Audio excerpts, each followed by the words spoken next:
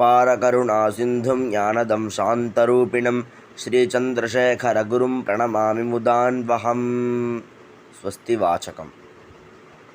ओं स्वस्ति श्रीमदखिलभूमण्डलालङ्कारत्रयस्त्रं षट्कोटिदेवतासेवित श्रीकामाक्षी देवी सनाथ श्रीमदेकाम्रनाथ श्रीमहादेवी सनाथ श्री हस्तगिरिनाथ साक्षात्कारपरमाधिष्ठान सत्यव्रतनामाङ्कितकाञ्ची दिव्यक्षेत्रे शारदामठसुस्थितानाम् अतुलितसुधारसमाधुर्यकमलासनकामिनी धम्मिल्लसंफुल्लमल्लिका मालिका निष्यन्दमकरन्दझरी सौवस्थिक वाङ्निगुम्भविजृम्भणानन्दतुन्दिरितमनीषिमण्डलानाम् अनवरताद्वैतविद्याविनोदरसिकानां निरन्तलालङ्कृतीकृतशान्तिदान्तिभूम्नां सकलभुवनचक्रप्रतिष्ठापकश्रीचक्रप्रतिष्ठाविख्यातकशालङ्कृतानां निखिलपाषण्डषण्टकण्टकोद्घाटनेन विशदीकृतवेदवेदान्तमार्गषण्मतप्रतिष्ठापकाचार्याणां